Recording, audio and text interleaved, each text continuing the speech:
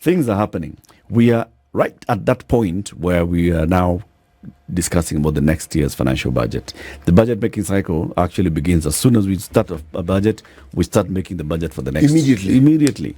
But then it takes its peak because there are some timelines that are constitutional, that are legal, that the National Treasury must present some documents at certain points. The budget policy statement must go to Parliament at a certain time, which says this is a policy that we are going to use to create our budget for the next financial year. Parliament looks at it, Parliament gives a response, and Parliament says, lakini nyinyi watu. Okay? So, for example, this year, when they went to Parliament, they were told very many things by Parliament. Parliament, this is a committee chaired by Ndende Nyoro, the chairman of Budget and Appropriations Committee, said, okay. So you still want to continue with the bottom-up economic transformation agenda. You want to continue with this kind of reforms. You want to go ahead with housing. You want to go ahead with health. You want to go ahead with, the industrial parks and manufacturing and all these other things, and to support social services. But you're talking about some revenues here that you have not even hit. Can you tell us, why aren't you hitting it? But anyway, they still said it's okay. You bring your budget. We want to have that conversation and see what's the impact of this and the rumblings that we feel in the society, and what could they lead up to. Our next guest is a man who is a lawyer. So when you have somebody who calls themselves a constitutional lawyer, another one who calls themselves a what? The whole man of lawyers, there are lawyers who specialize in tax. Yeah, tax lawyer. Who tells you, me, I do conveyancing. Yeah. Those who tell you, I do company law. Bas. There are those who deal in, should we say, marital issues, otherwise known as family divorce lawyer. Family lawyer. Why they call divorce lawyers? They don't call it they call family lawyer. Family lawyers. I said they are called. But they call themselves something else. Family lawyer. And then those who deal with criminal cases, and they're called? Criminal lawyers. Bas. They're not criminals. Criminal lawyers. Willis Otieno is a constitutional lawyer. He's our guest for this hour. Good morning, Willis. Good morning, Eric. How are you Hey, doing? Bona, it's been a long time since you last came here. It's forever. You should be inviting me more often. Ay, Bona, yes. Welcome. Thank you very much. Welcome to the show. Piki Piki Ponki. Paka Mielo Disco. Bas. Now the Paka is mieloing. In the disco. In the disco. City, welcome him with the day's proverb. Yes, our proverbs for this week, the week ending tomorrow, are from the Republic of Malawi. The elders are the rivers where fires are extinguished. The elders are the rivers where fires are extinguished. Willis, what's your interpretation of this proverb? Because it shows that elders ultimately are the ones who will have the wisdom to determine if a raging fire that's a threat to the village can be dealt with. They have the solution, the experience to deal with the challenges that the society faces. That's how I see it. It's a good interpretation. It's a good one, eh? Oh, it's a very good interpretation. You like it? No, it is good. It's very, very good. Yes, but that is something that only happens in this continent. Yeah. There are continents where the older you get, the more value you lose. The more of a liability you become. Yes, you are considered a liability. Okay. Well, there's a lot that's happening in the country. You just look at the headlines in the last couple of days, and what's being discussed. We are at that peak of, budget making. In the next 1 month, we'll be, discussing the finance bill. That's the measures the government is proposing to raise taxes. We'll be discussing the budget itself, how much the budget will be, the estimates, how much the government wants to spend in the next financial year, 3.9 trillion shillings. In what areas specifically is this money to go to? We are talking about, still a pending bill of 600 plus billion shillings or so, it said. There's a committee that's been working on this. We still don't know whether people are going to be paid their money. We have just come from drought into El Nino into, what do you call this thing that was happening in the last couple of days? The floods. What was that phenomenon? Just call it El Nino Square. Thingy. Yeah? It's El Nino Square. Yes. Huh?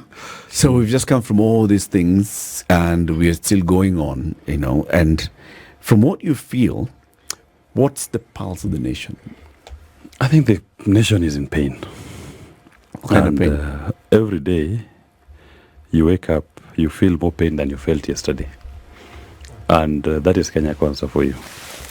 Because we don't know what challenges we are going to face tomorrow, caused by the government or caused by nature. And the unfortunate bit is that the duty bearers are not showing any signs of alleviating or mitigating this pain. So that is why you see the sense of hopelessness amongst the citizenry, that the people to whom they've donated their power and their trust are not acting in a way that alleviates their pain. So you are seeing a state that is in despondency. It's almost despair. And Kenyans on the streets, even on media, social media circles, if you look at comments, people are actually crying. It's a cry for help. If you are guaranteed that tomorrow's pain is going to be more painful than today's pain, and today's pain was more painful than yesterday's pain, that is now become a constant. Do you think, though, that sometimes you become unrealistic, unfair, and project, right? So there is a situation that you're in, and you want to place the blame on someone or something. And the easiest one, the clearest punching bag would be a government. And say, you know what, because of these floods, because of the kind of financial economic situation I find myself in, it's this government that's not doing anything. You know, it's not that we blame government per se. Like when it comes to the floods, you look at it in terms of what was the government response. We don't blame the government for the floods, but we blame the government for its response. What have you done to mitigate? What have you done as government to ensure that you alleviate the pain that people are going through? And why government? Because every Kenyan, even a child born today, is already paying tax to this government. And Kenyans have donated their power to the government to do certain things on their behalf. So the government is like a big brother or even a parent, so to speak. So when we donate some of our sovereign powers to this body politic, we expect it to be responsive. We understand that if you're left in a state of nature, certain things may happen, and we may not individually be able to respond to them. That is why you donate part of your sovereign power to this body politic, and you even proceed and fund it. You give it money. So if it is not responsive, then you cannot blame your neighbor. But it doesn't mean that because you've donated your power and you've even funded it, it's going to be the solution to everything that you face. That is why I've said, and it cannot be the immediate solution. What is their response to mitigate? We judge them based on their response to mitigate. If you look at now the recent floods, for example, Red Cross was more responsive than government. In what way? In terms of the emergency response, Red Cross was more effective. Red Cross was appearing more than government. They were quick to respond to the emergencies when they occurred than government did. If you look at now, for example, the cost of living, there is no individual person or private sector that has increased or proposed to increase taxes. It's the same government. So why should I blame Safaricom for my taxation, my economic pain? It's the person who is producing this finance act bill that bears the responsibility. So you must blame him. The cost of living is not a question that you can say an individual or private sector is responsible. It is the duty bearers. It is government. What will stop us from enjoying life if government was not imposing heavy taxes on us every single day? The government will argue that, I'm raising these taxes because the needs are also increasing. The needs are increasing. Now, to respond to the effect of the floods and the devastation that they've brought in the country, to respond to the issues of need for healthcare, need for education, need for expanding our economies, for creating those environments that would then spur economic growth, I will need money to fund this. For me to be able to fund this, I will need money from you. That's in the correct. Form of tax. That's correct. Government will do that. But then we'll judge it based on how it performed last year with the money we gave them. If it was the government that was responding and we are seeing they're doing things to alleviate, then there will be justification for them to say we need more money to do much better. But in this particular instance, when emergencies occurred, government went to sleep. Yet they had money from last year. If they were responding and saying, we've gone this far, but we could have gone further with more money, then you can make a case to ask for increased taxation. But as it were, all we are seeing is Gucci and Balenciaga. in the middle of national tragedy. They couldn't even declare the floods a national disaster. Why? Because declaring a national disaster will mean you mobilize resources, money, personnel, deploy to respond. So they thought, we are going to save this money that we have to buy Balenciaga at the expense of the poor Kenyans who are suffering. What on earth is Balenciaga? Balenciaga, those are designer clothes that nowadays Kenya Kwanza leaders wear. You know, they wear belts, Gucci belts and shirts. A watch worth 20 million. Shoes worth 1 million. With whose money? With their own money? With people's, we know their salaries. They can't afford this with their salaries. So obviously it's coming from... Not? If somebody has decided that they are going to spend their salary... No. If you're a minister, your salary is around 900,000 Kenya shillings. And yet you're wearing... you save for a year. You save for a year. 100,000 for a year. That is not 10 million. It's not, and yet you're living. And that is if you save the entire amount. Yes. So how are you living? And you can't save the entire amount. The question though, every time I look at government and I look at the nature of government and the continuum which is the government, sometimes I think our comparisons are unfair. And I'm going to say why I think they're unfair. Have we been in circumstances such as the one we find ourselves in, whether it is with previous governments or historically very long ago governments, whether it's in the colonial times or at the time of independence, where we've had similar situations and we have actually seen responses. So we can actually compare and say, okay, in 1961, case in point, there was similar rainfall. There was a backflow from Lake Victoria. We had these problems. Yes. What happened? Then you take it further. 2020, there were some very, very serious rains.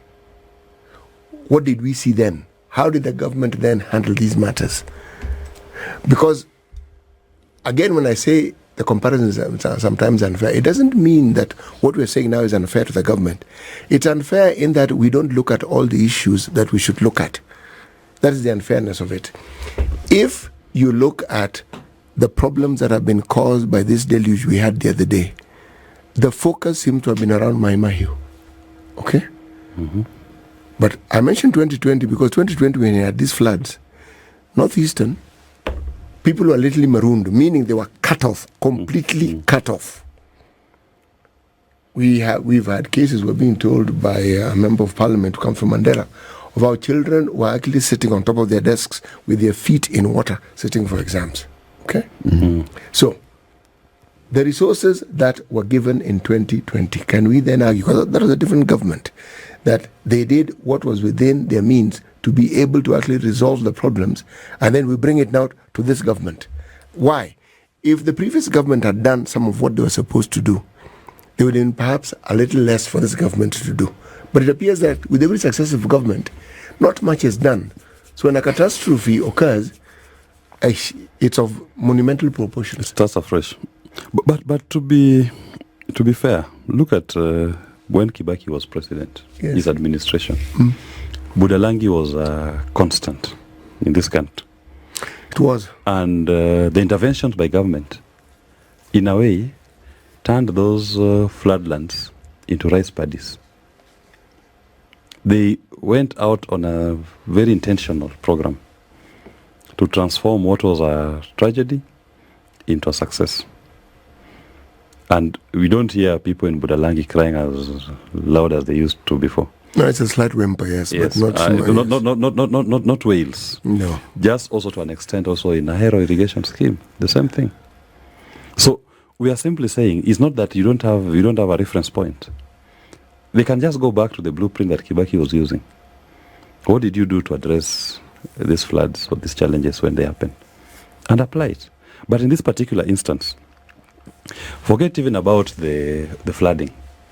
Look at the emergency response. Red Cross has been here all these years. Red Cross was the first in Madare. Red Cross was the first in Elwak. And yet, in terms of infrastructure and resources, the government has far much more than Red Cross. We are supposed to have a national disaster management unit. Why was it not mobilized? Why was it not activated to respond to this? The unfortunate thing about this is, even if we lose one Kenyan that we lost, that's a life lost that is not comparable to money. We lost over 200 Kenyans. We'll never recover those people. Just because you don't want to expend resources and money into dealing with the margins as they occur. And the signs were there from the beginning. By the time we had lost 10 people in Madare, it was clear this is a tragedy that is coming. What was the response? So we don't blame government for the floods. We blame government for their response. They did nothing. In fact, in Rwanda, people are on their own. They had to buy boats. It is individual citizens. There is a young lady, I think she's called Anifa, an individual who was just doing crowdsourcing of funds on Twitter just to buy basics to go and distribute in Madare. I mean, if an individual can pull resources on Twitter and go with it to Madare just to help alleviate the pain of those people, what can government do? There's this gentleman in Rwanda who got a boat and was moving around Rwanda to rescue his neighbors. An individual. Government has how many boats? You even have a coast guard. You have an entire navy. You have a national youth service. Well, no, you cannot bring a warship into Rwanda. No. They can come with boats. they are better placed to deal with matters or situations where the problem has been caused by flooding or by water, and probably any other institution. Exactly. Yes. So why didn't we deploy that? That is why we say the buck stops with the government. But in this particular instance, it's individuals. And what is the government response after this? Because we've just been battered by the floods. Yep. The first response we get from government after the floods have subsided is to tell us that we are going now to increase more charges, taxes, and levies. That's the first response. So that they can respond better next time. No. So when they say, for example, that they want to charge your motor vehicle 2.5%, do you know what they're doing? What are they doing? You know, my party leader, Jimmy Wanjigi, sat here on this very chair. And he told you that a broke government will do haircuts on your assets. William Ruto is doing a haircut on assets. Is this? And they've started with your motor vehicle. Because a motor vehicle is an asset, though a depreciating one. Your money sitting in an account is an asset. Your land is an asset. He told you, when we go to default, they will come and haircut your bank accounts. Now they've decided to avoid that for now, not even to leave it for now. And they've gone for an asset called motor vehicle.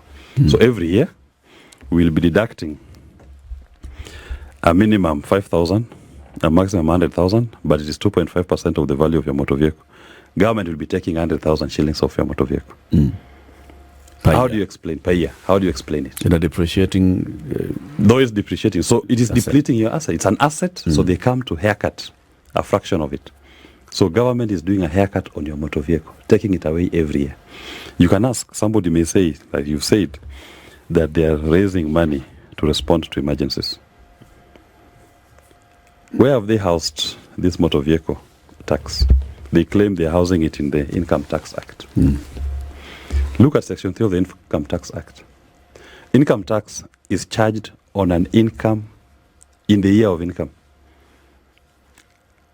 as assessed. Now, motor vehicle ownership is not an income. The Finance Act is normally an amending legislation that amends other legislation. previous. So, which is this income that your motor vehicle? If anything, your motor vehicle is a liability. Because if it's a private personal vehicle, you're using it every day to move around, you're spending money on fuel, breaks down, you're spending your money to repair it, maintenance and operations of that vehicle. But then government is coming to you, give me 100,000, 2.5% of the value every year. That's a haircut.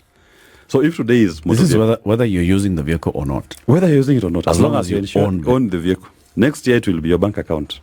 Or they'll be say a percentage of the value of your land. You pay it every year. It's a haircut. Over and above whatever else you pay, Yes. Because if it's land, you probably... Every year you pay rent and Yes, rates, yes. you pay your rates. But over and above that, there's this box haircut that they've decided they must levy on you. Where else have we seen these sort of taxes being levied on the citizens in this? In the entire global community, there's no other country that taxes an asset. What normally happens is, and we have it in Kenya, is capital gains. So if you have a capital asset that you dispose of, then the gain, the top side, that is what is taxed. Also taxed. But you cannot tax somebody for an asset. Even property, for countries that charge property the rates are charged for the services rendered to that property. It's not a tax. But you know something, Dugu? This debate is never complete until the Bretton Woods institutions are brought into it, and the demands that they put on people who choose to go to them to borrow money. Yes. How they go about their business, I've never really fully understood, because when I look at the policies and how they go around applying it, I can only talk about a jurisdiction I live in, like Kenya. I do not see the good those things do, but nonetheless, those are the terms that they come with. Could we therefore say that perhaps this government finds itself in a position where they've gone to the land of last resort, and some of the policies that they are now enforcing on the citizenry are as a result of what they have borrowed and the conditions that have then followed the borrowing? Correct. In fact, what actually is happening is what we are saying, that our sovereignty is being invoked. Because who is the sovereign? You've overborrowed, you are in a debt distress, and you need to get out. And the World Bank is telling you will support your salaries, as they are doing. In fact, salaries are delaying, and it's government, World Bank that is paying for those salaries now of civil servants. Now they are saying, before we do that, we want to see your sovereign hand. What's the sovereign contribution? So in other countries, like Ghana, they went straight to bank deposits. So in Kenya, they have said, the condition is you want to see your sovereign also contributing more. So the easier group to target and to get are motor vehicle owners. So can your sovereign, the people of Kenya, each contribute a fraction of their asset? So you come up with a motor vehicle tax to fulfill the IMF conditionality, that the sovereign has also contributed over and above their tax. They have contributed a fraction of their assets. And today it is the motor vehicle owners. Tomorrow it will be the bank deposits. Then you should get to your land as your sovereign contribution to fulfill the IMF conditionalities. So what we should be asking Kenya Kwanza and Ruto is, what's the problem? Our problem, as Jimmy has put it very well on this show, is an expenditure problem. We do not have a revenue problem. We have an expenditure problem. If 80% of your revenue is going to debt finance, then it is onerous upon you to go and open your debt books and find out, what is the problem? Why am I paying so much money on debt? Why do I have so much debt? Audit it. What is odious don't pay? How much have you paid over the years? Do you have fake debts here? Because it seems we have fake debts that is strangling us, and now you're forcing the sovereign to make a sovereign contribution. Today you started with the car owners. Because ask yourself even this question, which I find interesting. Who are the majority owners of these vehicles? If you're going by demographics, they largely be the people who voted for William Ruto. If I went for ethnic numbers, Central Kenya probably have the most number of vehicles, people from that region. Why is Ruto being so hard on his voters? No. Willis OTIENO is a constitutional lawyer. He is the deputy party leader of Safina Party. Who's the party leader? Jimmy Wanjigi. Bas. He's our guest today. We're talking about economic security, insecurity, and what this could lead to. We are seeing a lot of, and this happens around this time. April to June is a time when the country's temperatures are, everybody is now seeing, okay, the government. We're in that season. It's April to June. Budget is out. The president said just the other day, when I came into office, I told everyone to tighten their belts. I am not going to preside over a bankrupt country, a country in debt distress. We have to cut our spending. So you both are saying the same thing. Okay, the party leader of Safina, party leader of UDA, saying the same thing. We have to cut our spending. We have a spending problem.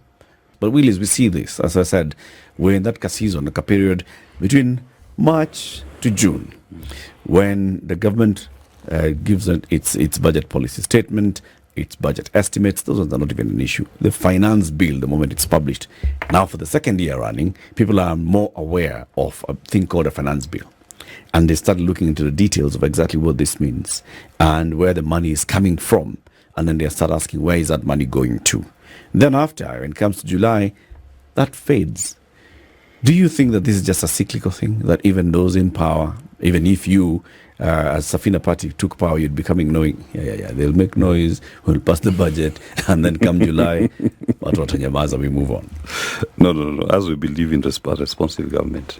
Because when you are government, you're exercising a donated power. And you're supposed to be exercising it for the benefit of the people to whom who have donated it to you.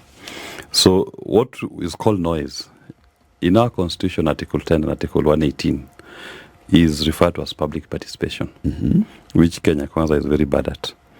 They don't seem to understand that public participation should be both qualitative and quantitative.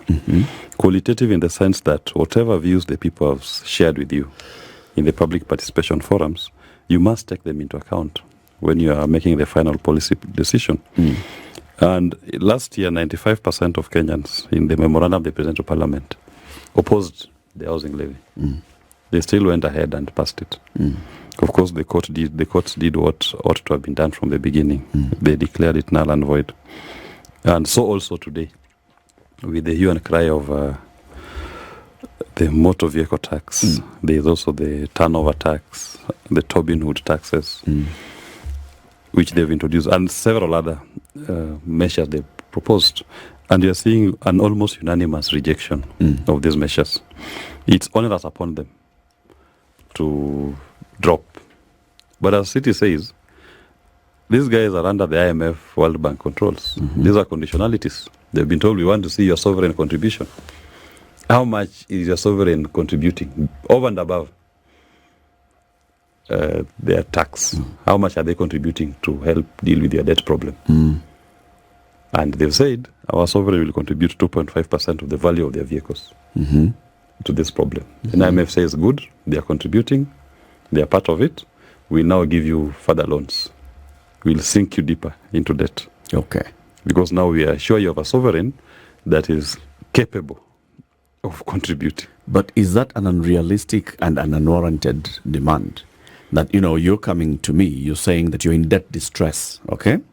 You went and borrowed, you went to the commercial markets and borrowed at whatever exorbitant rates, you went to other countries and you borrowed and you brought in money. Whatever you did with your money, okay. But now you're coming to me and you're saying that you're in debt distress.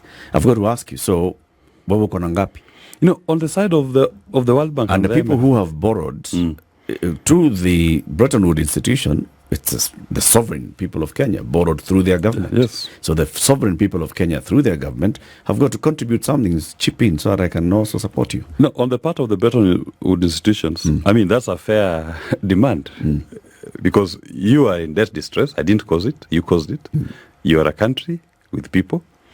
They are the sovereign. That's why when you call these debts are called sovereign debts. Yep. It's because the sovereign guarantees it. So can we see your sovereign contributing? That is okay. That's on the part of the World Bank. Okay. But the question should be on the part of the duty bearers in Kenya.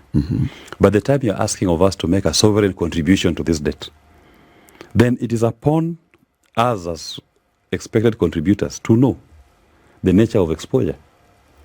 Because I'm being asked to now bail you out as a sovereign. Yeah. Because of your debt. So open that debt book. Give me the debt register. Show me, let me understand the full extent of the exposure. How much debt do we have? Who do we owe? What are the terms of those debts? What's the interest rate? Was it legally procured, that debt? Did it follow our laws?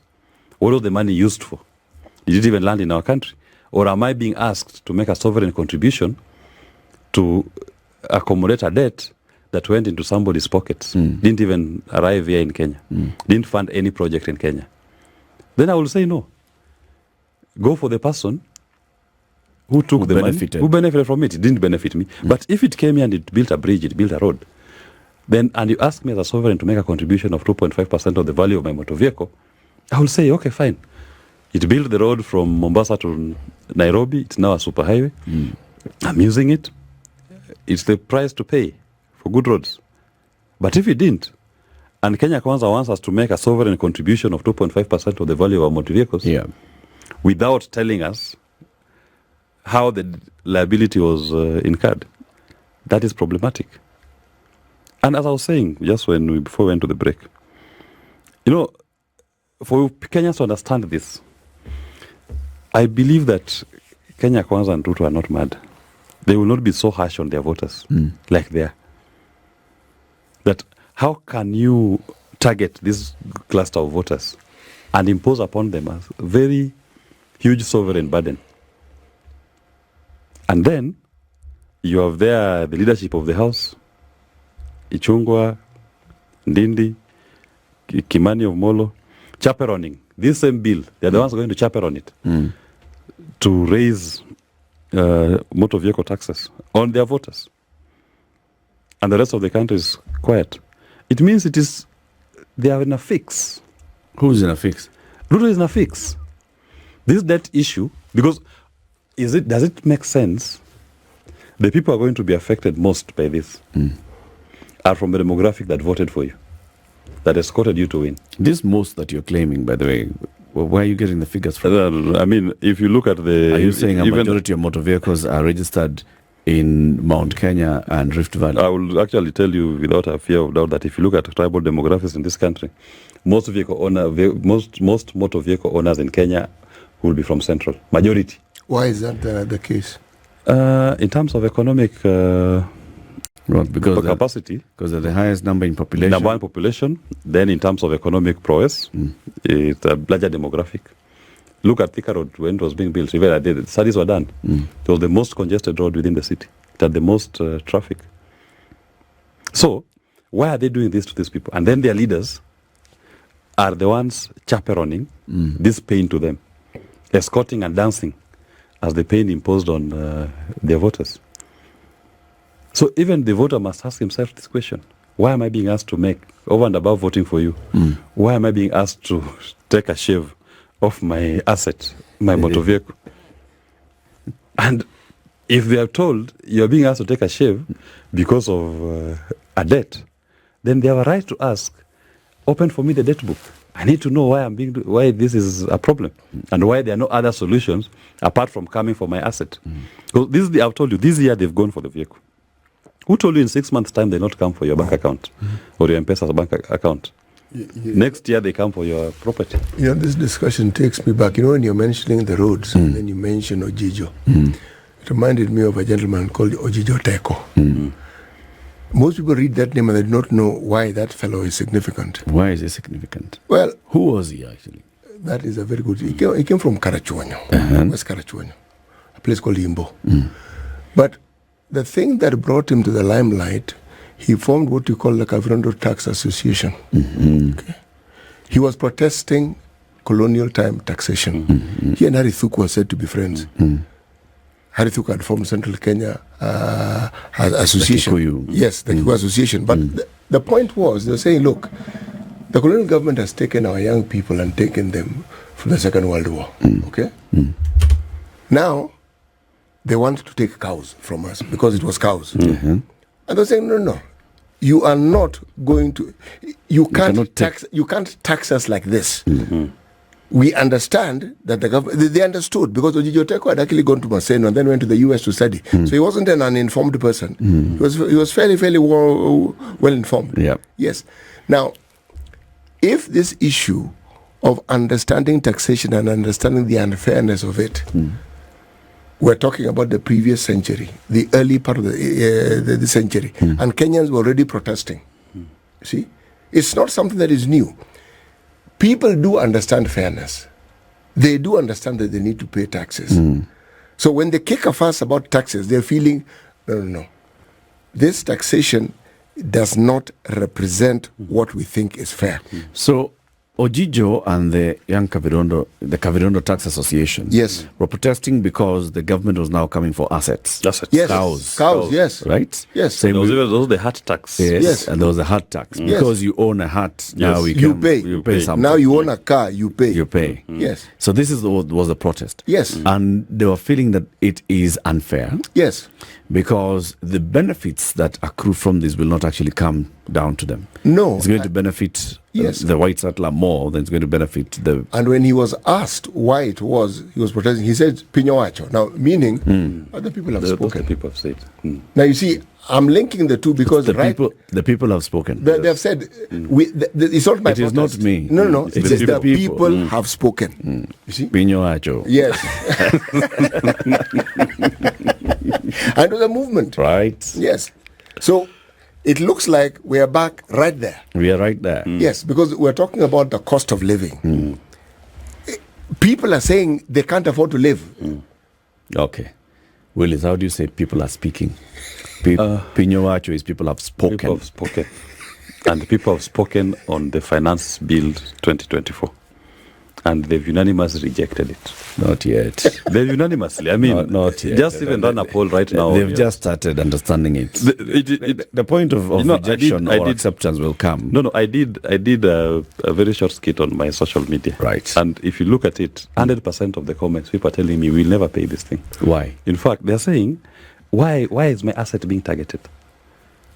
Is it a crime to own a motor vehicle? Why is the value of it being taken? I saw Kimani, the finance committee chair, saying that if you can't pay, then don't use the motor vehicle. Do you know that is an oxymoron statement? Because in your interest as government, remember, that motor vehicle, when it is running on the road, every kilometer as you it moves, fueling it, it's earning money. Yeah. So ask yourself, if all Kenyans were to park their vehicles, they are going to lose so much more in fuel levy. So ideally, you should be encouraging people, coming up with measures that encourages people. You know, why I'm saying we have not yet at Pinyoacho is because the people have not spoken. The people are now discussing the finance. Pinyoacho. Or maybe you can say Pinyoacho. Pinyoacho. People are speaking. They are People speaking. that's what I was asking. What does it mean? Or how do you say people are speaking? Pinyoacho. Pinyoacho, Right? yes. So people are speaking. As they're speaking, they get to understand and interrogate the finance bill more. Yes, right? yes. I mean, it's unrealistic to expect that because we saw the finance bill being published over the weekend or the end of last week, people have already understood. And it's still now at that point when you're having this conversation. And if people get to a level where they understand, because they've got to understand, not that those things of, pana to lipi, understand, oh, this tax goes here, this tax, this is a raising of tax, this is a new tax, this is an old tax, this one has been reduced, this one has been increased, then we can now say, okay, from an informed point of view, we are saying yes to this, we are saying no to this. Okay, how do we get the people there? And part of the conversation should be that what is even the explanation to accompany the debate? Because in Treasury releasing or Parliament publishing the bill, what are the explanatory notes that accompany that bill? Number two, when you talk about this is the budget phase. Yeah. And budget, as per our constitution, is both the estimates of revenue and expenditure. They've given us the revenue raising measures to finance the budget. Yeah. Have they given us a totality of what the expenditure is going to be? Because that's where we should start. Because you want to raise this much from motor vehicle tax. And if you look at, we have 4.5 million vehicles in Kenya. If on average you are going to say that you'll be paying 50,000 per motor vehicle on average. Per year. Per year. That's almost 200 billion Kenya shillings. What is this money going to fund? What is it going to finance in your budget? It will come. So they should have told us, no, you don't start by raising the money. and then finding use for it. No, you should start by saying it started for this financial year. With the policy statement, it has given you the overall picture. No. The budget policy statement has given you the overall picture. That is, we want to finance these sectors, these programs. Total, initially 4.2. Now, because we are feeling sufficiently philanthropic, let's reduce it to 3.9 trillion. Okay. Now, you're told this is okay. The next thing is, so why are you going to raise the money? What are you going to finance? We have the finance bill. We've got The Appropriations. The Appropriations Act bill comes after. Yeah, the Appropriations. Which aligns the budget estimates. estimates. Yes, will come with the line items. Yes, the line items. So ideally, that's what I'm saying, for us to understand some of these things. Yes. You want to raise 200 billion. Yes. From motor vehicle tax. Yes.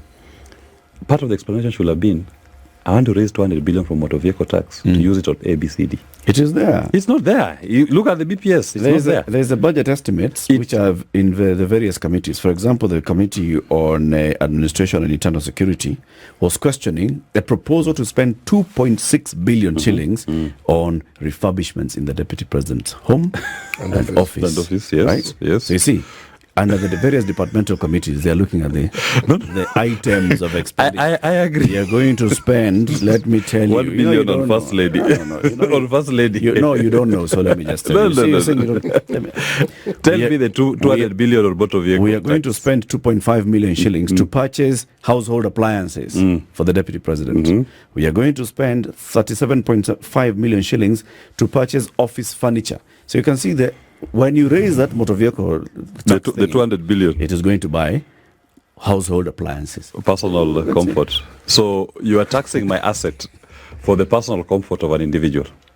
In a situation... Office. No, of an individual. Office. Manned by an individual. Office. In an when you are facing an economic crunch, you are more concerned about your comfort. That's why I say, tell us what you want to use this money for. And they've told us as you put it. Yeah. Now, are Kenyans going to accept that I'm going to shave off my asset, devalue my motor vehicle by giving government a fraction of it? So it can buy someone spoons for somebody's, they can use gold-plated spoons to have caviar. Or is this, Eric, something that, would you say that what you've just read then qualifies what the president is quoted as having said, that he told everybody they must tighten their belts? Yeah. We can then see that the We government... could have spent more on purchase of household appliances. We could have spent 5 million, but we opted to cut back into 2.5 million. We could have spent a bit more money, for example, for laundry expenses. 2.1 million shillings for laundry expenses for the office of the Deputy President. We are spending, instead of 5 million, we are spending 2.5 million. So when you're making bank transactions, we are going to increase the excise duty for that, and you'll add VAT onto it. When you're doing M-Pesa transactions, we are going to, take some money. So we can fund these things. So that you can see revenue raising and expenditure. Can you see the whole picture? The question, Eric, is this. In a country like ours, where people live beyond what is recognized as the poverty line, surely are we the sort of country where we should be talking about such expenses being levied on the leaders? Are we in a position to actually live like that when there's such a disparity? You see now, Pino? Pina said no. Pina said no. The people have said no. I mean, you cannot say that for the last 56 days, we had our doctors on strike. And they're only asking for 4 billion for those registrars and interns. And they're serving across the entire country. They're serving more than 50 million Kenyans. They actually are 27% of your healthcare workforce. Yes. And yet, you couldn't pay them. People lost their lives. And then you come here, and now you want to spend money on golden spoons and cutlery. Almost 5 billion shillings in one office for the personal comfort of an individual. I mean, how insensitive can an administration be? So when we criticize, we are just calling them out for serving us the worst of the worst. Because if they were sensitive, they would have said, okay, I'm going to forgo. I'll not use golden cutlery. I'll use plastic spoons for now, so that our doctors are able to be paid and deployed. I'm going to spend this money to improve our healthcare system. I'm going to spend this money to help contribute to the free feeding program. School feeding. I'm going to spend this money on Linda Mama or Edu Afya. Edu Afya is out. Linda Mama is out. Yep. And yet... School feeding is out. Is out. And yet, you have somebody sitting comfortably. Laundry, 2 million. To spend 2 million shillings on laundry. How many kids will be fed in Langata constituency alone with 2 billion shillings? Kwani washing machine inachanga coins ikuwa current. If you buy a washing machine once, you just buy Omo now. Watu ambao wameajiriwa utaweza hawajui kufua nguo. That is what Ping is saying not to. Ping or Or Ajo. Ajo. Okay.